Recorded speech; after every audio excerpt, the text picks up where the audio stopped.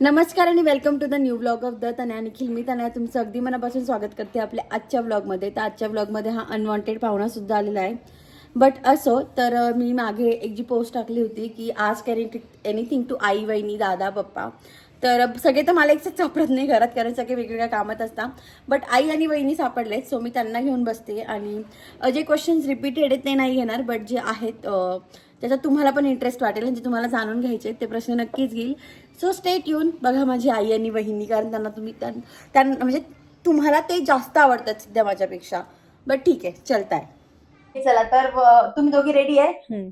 चला, पहिला प्रश्न असा आहे की जेव्हा मी how do you feel when Tanaya and Sakhi comes for a long stay. मी आणि सखी जेव्हा महिना दीड महिन्यासाठी राहायला येतो तेव्हा तुला कसं वाटतं?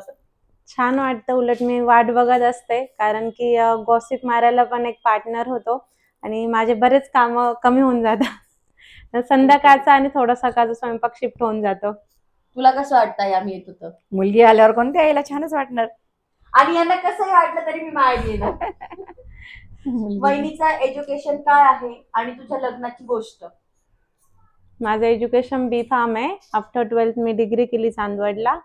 आणि लग्नाची गोष्ट अशी वेगळी काही नाही, आमचं अरेंज मॅरेज आहे, त्याच्यामुळं जसं कांदे पोहे खाऊन होतं सेम त्या टाईप. हा, आणि त्यांच्या लग्नापायी माझं शिक्षण सगळं सोडून आली होती. बरं, वहिनी सेकंड चान्स कधी घेणार? अजून काही ठरवलं नाहीये. पण घेणार आहेस? हा, घेणार आहे, पण कधी ते ठरवलं नाहीये. बरं, आई, वहिनी आणि दादाचा एक फॅमिली पिक तो असेल तर मी ऍड करून देईल. तुमच्या फॅमिलीला घेऊन लाईव्ह या ना. वहिनीला जास्त दाखवत जा आणि सखी पप्पाची आठवण येत नाही का?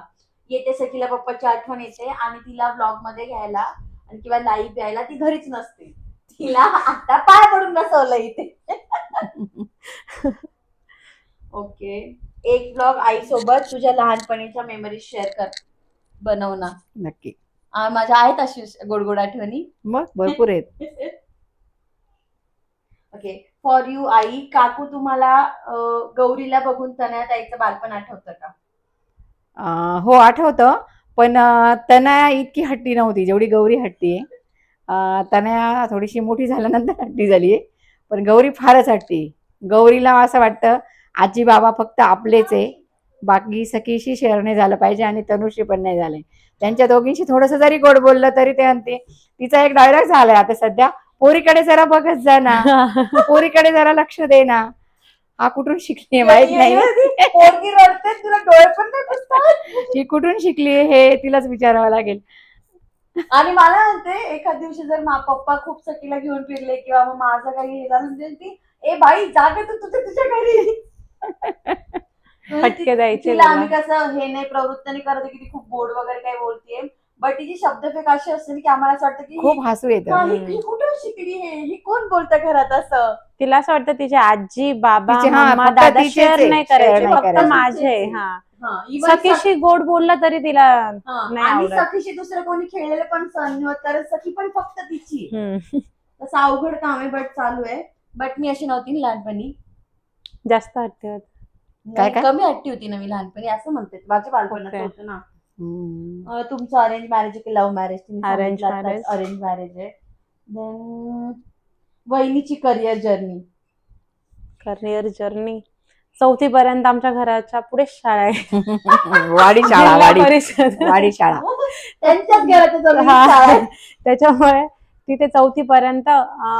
त्याच्या आधी अंगणवाडीत तर मी रोज रडत रडत जायचे, बाई मारत मारत न्यायच्या. 4थी पर्यंत घरापुढेच होती. नंतर 5th नंतर निफाडला टाकलं. 5th to 12th निफाडला होती मी वहिनी ताईला. आणि आफ्टर 12th चांदवडला टाकलं नेमिनाथ जैन. तिथे मी माझी फार्मसी झाली. आणि शिक्षण झालं. करिअर त्याच्यानंतर 1 वर्ष मी घरी होते, कारण ब्राह्मणाने सांगितलं 1 वर्ष लग्न नाही करायचं. मग मी आराम करत होते. त्याच्यानंतर 1 वर्षाने माझं लग्न झालं. 1 वर्ष मी घरीच होती आणि नंतर मग मी जॉब सुरू 1 वर्षाने का 6 महिन्यांनी जॉब सुरू केला. मग प्रेग्नन्सी राहिली, मग जॉब स्किप केला. मग परत गौरी 1 वर्षाची झाली, परत जॉब सुरू केला. आणि आता 4 वर्षांपासून माझं स्वतःचं मेडिकल आहे. आणि ते मेडिकल टाकायची हिंमत होती अशी? नाही, पप्पांची जास्त इच्छा होती की आपलं स्वतःचा बिझनेस पाहिजे, मेडिकल पाहिजे. हे पप्पांचं आहे ना, आधी तर होतं की तू M.Pharm कर, मला बी फार्म करायलाच कंटाळा आलता, एम फार्म लांबाच. मी म्हणायची मी नाही जाणार. मग नंतर मग जॉब केला, एक्सपिरियन्स पण चांगला आला होता. मग घरच्यांची इच्छा होती की मेडिकल टाकू. माझी एवढी हिंमत नव्हती, बट ठीक आहे, खूप छान झालं. बट म्हणजे मी मागची जर्नी बघते तर मला असं वाटत नाही की मी एवढं करू शकते. ती खूप अंडर कॉन्फिडंट होती. आम्हाला असाच किती शांतीनगरलाच गेलो तुम्ही भाजीपाला घ्यायला, तेव्हा त्यांना भाजीपाला. कळलं की रोड कॉर्नर आहे गाळा, तो पण भेटल नाही भेटल ट्राय केलं, मिळून गेला. आणि मेन म्हणजे घरच्यांचा सपोर्ट नसता तर मी कंटिन्यू नसते पण करू शकले. कारण गौरी खूप लहान होती आणि मला गौरीचं काहीच बघावं लागत नव्हतं. मी जॉबला होते तेव्हा पण, आणि मेडिकलला जायची, सकाळी जायची, संध्याकाळी यायची. दिवसभर काय चाललंय काय मला काहीच कल्पना नसायची. आणि जॉबला होते तेव्हा पण आई सगळं सांभाळून घ्यायच्या. मला जेवढं होईल तेवढं आवरायची, मी निघून जायचंय. आई बाकीचं सगळं कव्हर करून घ्यायचा. सपोर्ट नसता तर नसतं होऊ शकलं. नाही, सपोर्ट पण नाही, बट तिलाच तो कॉन्फिडन्स इतका येत गेला ना की आता तिला दुसरं काहीच नाही. म्हणजे मेडिकल आहे की मेडिकल तिचं इतकं फिक्स झालंय, तिला अजिबात कॉन्फिडन्स नव्हता आधी. भीती वाटायची खूप. बापरे, पप्पांनी त्यांनी पैसे भरलेत, मला असं वाटायचं की होईल का. इव्हन पहिल्या दिवशी स्टार्टिंगला होतं ना, आम्ही जेव्हा मेडिकल ओपन केलं तेव्हा काहीच माल नव्हता का काहीच मेडिकल मध्ये. आणि आता ठेवायला जागा नाही. 6 महिन्यानंतर अशी सिच्युएशन झाली की आम्हाला ठेवायला जागा नाही, काही गोष्टी आम्हाला घरी ठेवाव्या लागतात. बट ठीक आहे, आम्ही खूप हॅपी आहे. आणि आमच्या फॅमिलीची पहिली बिझनेस वुमन आहे का ग. छान रिस्पॉन्स मिळाला. हा, तिचं बोलणं खूप गोड आहे. बहिणीचं आणि तुझं बॉन्डिंग कसं आहे? तर मी सांगते आधी, आमचं बॉन्डिंग एकदम ओके. असं नाही की आमच्यात कधीच वाद वगैरे होत नाही, होतात एखाद दुसऱ्या वेळेस, बट ते पण असं पटकन येऊन जातं. आणि इट इज काइंड ऑफ, मी तिची सासू आहे बट त्रासदायक सासू नाहीये, कारण आई तिला काहीच नाही बोलत. नाही मी बोलते, बट असं भांडणं वगैरे नाही. आमचं छान आहे. म्हणजे मला तिची हौसमौस करायला खूप आवडतं आणि मी ती करते पण. म्हणजे आमचं रिलेशन मे बी बहिणींचंच आहे. असं मला कधी वाटलं नाही की ही माझी नणंद आहे, किंवा मला काही घ्यायचं असेल तर मी आधी त्यांचं कसं घेऊ का, हो छान आहे का, मी आधी फोटो त्यांना, हे म्हणता काय आता कोणाला फोटो मध्ये थांबा दिला दाखवते आधी. किंवा त्या पण तिकडनं येणार असेल तर वहिनी तुला काय आणू, किंवा मला कुठं प्रोग्रामला जायचं असेल तर माझ्या ठीक माझ्याकडनं येईन, मग दीदींची ही साडी, हा हार, ही साडी डन असतं. हिच्या माहेरचं जरी कोणाचं लग्न असतं ना, तर आई आणि मला तिच्या कानातल्यापासून हारपासून ब्लाऊज, पर्कर, साडी.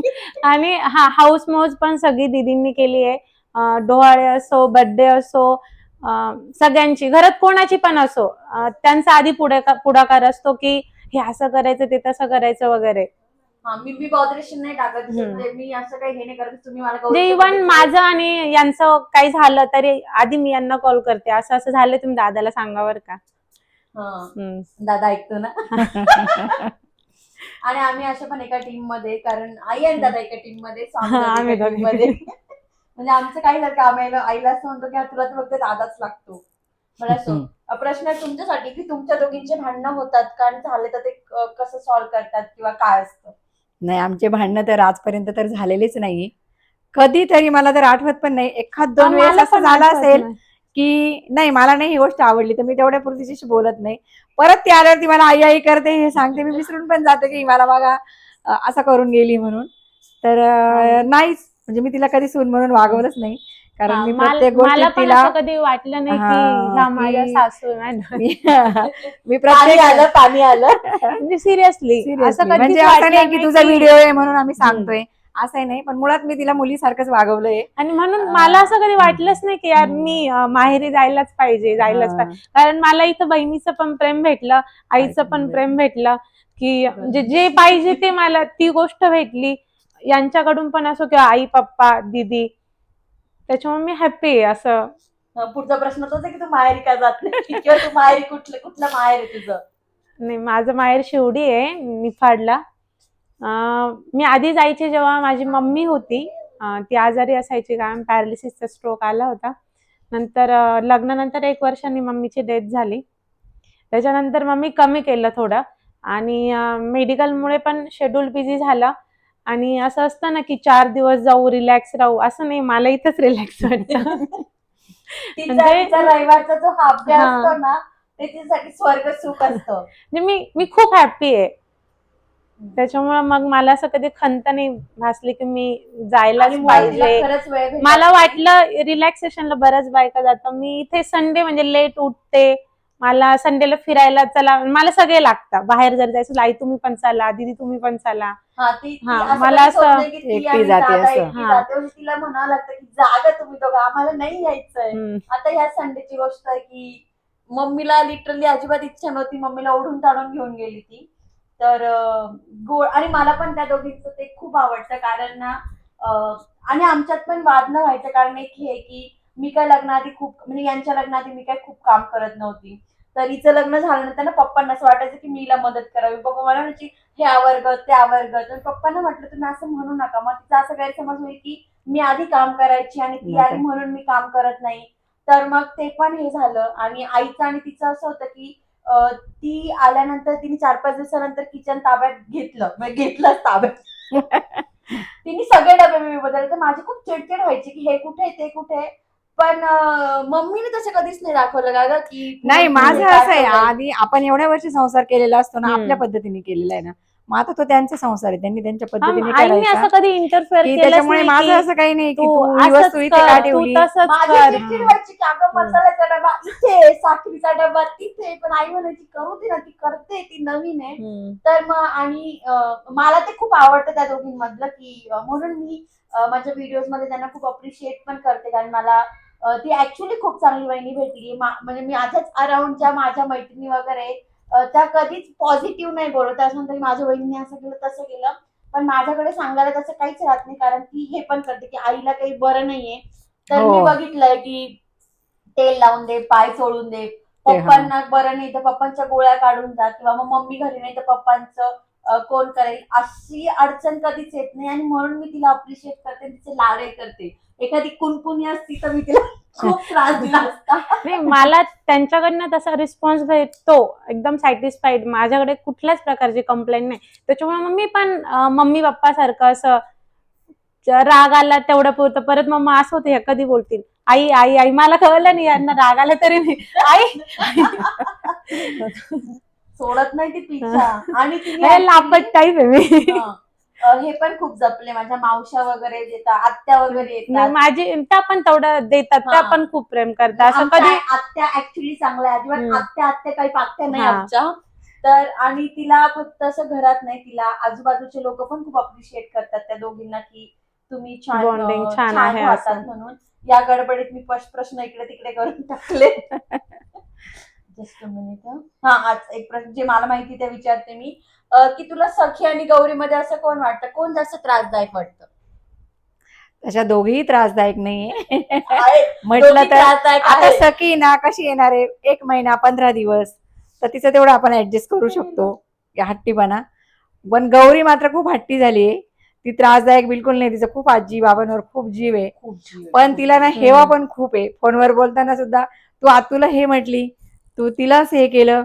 सेम तनया. आहे. तनया त्या दोघींचं वेगवेगळं आहे. म्हणजे कसं आहे, गौरीने ना लहानपणी कधीच त्रास त्रास दिला दिला नाही. नाही. बहिणी घरी नसायची पण अशी जिने चढून जा, गौरी अगदी कुठे झोपच खूप उचल. काढायचे. हा, गौरी खूप एकदम झोपायचे. अशी गौरीने कधीच लहानपणी कोणाला हम्म. त्रास दिला ती नाही. एक खेळणी दिली ना, तिच्याशी अर्धा तास हा. पाऊण तास खेळायची ती. आणि घाबरट स्वभावामुळे ती कधी जिना चढून गेली नाही, कधी हा. अशी पुढे पळाली नाही. तशी सखी बिलकुल गावी एका खूप त्रास जागेवर देता म्हणाली. एका जागेवर 1 सेकंद सुद्धा थांबत नाही. म्हणजे तिच्या मागे एक माणूस कम्प्लिटली लागतो. तुरु एवढा तुरु फरक तुरु तुरु. असं की सखी जेवते, गौरी पण लहानपणी खूप जेवायची. जेवायची. हा. हा. ते आता थोडं चेंज झालंय, opposite बट झालं. दोघी पण आम्हाला खूप जास्त प्रिय आहेत. आणि अशा याच्यात मला माझे प्रश्नच सापडत नाही. थांब, कुठे गेलं ग? बरं वहिनी, पुढचा प्रश्न आहे, तुझं आणि दादाचं भांडण होतं का? खूप कमी, नाही म्हणजे नाहीच होत, जवळपास नाहीच होत. आणि थोडं तू मेमे झालं का मग मी दीदीला मध्ये टाकते, दीदी असं असं झालं, मग दीदी दादाला रागवतं, मग ते सॉल्व्ह होऊन जातं. बरं, आईच्यासाठी ताई ते सोफा कव्हर ते तुम्ही टाकलंय, ते कुठून घेतले? ते वर्धमान मधनं, नाशिकला. नाशिकला वर्धमान मध्ये. तू माहेरी एवढी फ्री आणि फ्रेश नाही वाटत जितकी पुण्यात वाटते, कारण ह्या दोघी माझ्याकडनं खूप काम करून घेतात. खरंच ऍक्च्युली मी एवढं सासरी पण काम करत नाही, एवढं मला माहेरी आल्यावर करावं लागतं. तुम्ही स्वतःहून करता. आम्ही नाही सांगत हा. तुला काम हो, करायला. प्लीज प्लीज, तुम्ही दोघी पण, तू नाही सांगत स्वयंपाकाचं, मी ऍक्च्युली करते, स्वतःहूनच करते. हा. तुम्ही काय म्हणाल? पप्पा कोणता जॉब करतात? पप्पा इथे नाही, तुम्ही सांगा. पप्पा याच्यामध्ये होते ना, इरिगेशन Irrigation मध्ये. पप्पा रिटायर झाले. रिटायर झाले पप्पा, पण इरिगेशन मध्ये जॉब करत होते ते. बरं, वहिनी तुझ्यासाठी आहे. थोड्या दिवसात माझं लग्न होऊन मी सुद्धा वहिनी होणार आहे, तर मी कसं मॅनेज करू? अरे बापरे. आता ते डिपेंड करतं समोरचा व्यक्ती कसा आहे. आता माझ्या बाबतीत दीदी खूप फ्रँक होता आणि त्या जसं आईला जीव लावता सेम माझ्या बाबतीत पण तसंच आहे. म्हणजे कुठे जायचं असलं हे आईसाठी, हे वहिनीसाठी, हे बुक असायचं त्यांचं, की काही आणलं तरी आईला, वहिनीला. त्याच्यामुळे त्यांनी तेवढं प्रेम दिलं म्हणून मी तसं आउटपुट देते. आता ती त्या व्यक्तीच्या बाबतीत समोरच्यावर मॅटर करतात ते कसे आहेत. ओके. आई तुझ्यासाठी तनयाबद्दल काय आवडतं आणि काय नाही, आणि तनया त्रास देते का?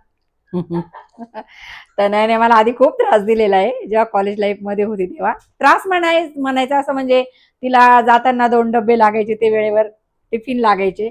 आल्यानंतर ती कॉलेज तिचं 5:45 सुटायचं, ती 6 घरात हजर असायची. लगेच तिला नाश्ता तयार असायचा. आणि माझ्याकडे कोणी ना कोणी असतात पाहुणे, सासू सासरे, आणि मी खूप थकलेली असायची, पण तिचं असं असायचं की मी आली म्हणजे ते मला तयारच पाहिजे. आणि ह्या दोघींचं म्हणणं आहे ना, मी दादाचं खूप लाड करते, दादाचे खूप हे करते, पण त्याला कारण आहे, तो माझी परिस्थिती बघून मला ते सांगायचं. खायला पण आई दमली असेल तर मग जाऊ दे, राहू दे, तुझ्याकडनं होईल का, हा प्रश्न असतो त्याचा. तसं हिचं असं असतं, डायरेक्ट ऑर्डर असते की आई हे कर. त्याच्यामुळे. आणि काय आवडतं आणि काय नाही? मला तिचा स्पष्ट वक्तेपणा आवडतो. आणि माझा पण एक स्वप्न होतं की तिने खूप शिकावं आणि खूप मोठा जॉब करावा, की ती स्वतः तिला जे आहे, तिला जे लागेल ते ती घेऊ स्वतः शकेल घेऊ शकता. स्वतः. असा तिचा जॉब असावा अशी माझी इच्छा होती. आणि त्याला कारणही तसं होतं की मी इतकं शिक्षण घेऊन मी घरी होती. मग अर्थात मला घरच्यांनी काही असं करू नको असं नव्हतं, पण मी मुलं सांभाळायला कोण नव्हतं. त्याच्यामुळे मी जॉब केला नाही. त्याच्यामुळे माझं फर्स्ट हे होतं की आपण आधी स्वतःच्या पायावर उभं राहायचं आणि मग हे करायचं. तसं मी पुन्हा माझ्या बाबतीत पण आईंनी प्रमोट केलं की तू कर, घरात नाही नाही तर मी राहायचं. नसते करू शकले. म्हणजे लग्नानंतर मग हे काय म्हणायचे, हिने कधी रिक्षाने प्रवास नाही केलाय, आता मी खेड्यावरनच आलेली, मग तुला नाशिक मधलं काहीच नाही माहिती, तू कसं करशील. आई म्हणायच्या बाहेर पडलं की सगळं होतं, जातो. मग हे ऑफिसला गेलेले होते आणि मी आय थिंक कॉलनीतलंच कोणाला तरी घेऊन इंटरव्ह्यूला गेली होती. आणि तिथून आल्यानंतर मग सिलेक्शन तर नव्हतं झालं. नंतर परत नेक्स्ट संडे यांना घेऊन गेली, मग एक ठिकाणी झालं. पण मग आईंनी सपोर्ट नसता केला तर शक्यच नव्हतं. म्हणजे असं नाही की मला काकांनी काही दिलं नाही, असं त्यांनी सगळं दिलं घरासाठी जे पाहिजे ते. पण एक असतं ना की आपल्याला प्रत्येक गोष्ट त्यांच्याकडे मागावी लागते, ते मनाला कुठेतरी खटकतं. त्याच्यामुळे माझा पहिला हे होतं की मुलीने पण सुनेने पण बाहेर राहावं, त्याच्यासाठी मग काय सपोर्टिंग असेल ते मी तिला करेल. तुम्ही दोघी जरा जास्तच इमोशनल होता. आईचा एज किती? त्या खूप गोड दिसतात. माझं आता 53 वय चालू आहे. वहिनी तुझ्यासाठी तू गौरीच्या वेळेस गर्भसंस्कार केले होते का? केले होते तर कोणते क्लास लावले होते? नाही केले. नव्हते केले. मी प्रॉपर झोपा काढायचे. मी एक पण पुस्तक पण नव्हतं वाचलं. मला वाचलं होतं की गर्भसंस्कार? थोडस ते बालाजी तांब्यांचं ना, ते एकदम थोडं वाचलं, असं मूड झाला का थोडं वाचायचे. पण मी काहीच व्हिडिओ नव्हते. आणि 2-1 महिने तर लग्नाचीच गडबड होती आपली. आणि तुमचं लग्न पण होतं.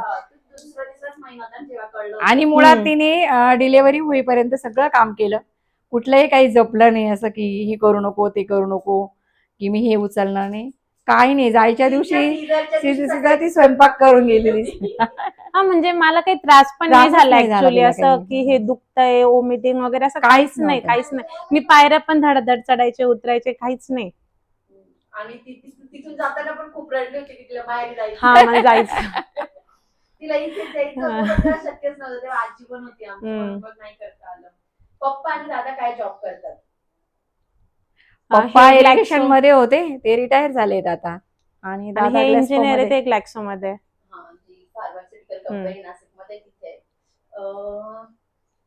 तुझा फेस एवढा क्लीन कस काय? आई के खूप सुरती करा.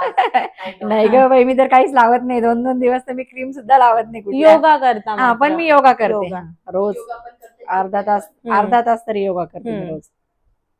तुझ्या वहिनीसाठी 2 प्रेमाचे वर्ड. मी ऍक्च्युली एवढे मोठे ब्लॉग केले तिच्यासाठी. काय 2 प्रेमाचे शब्द बोलू?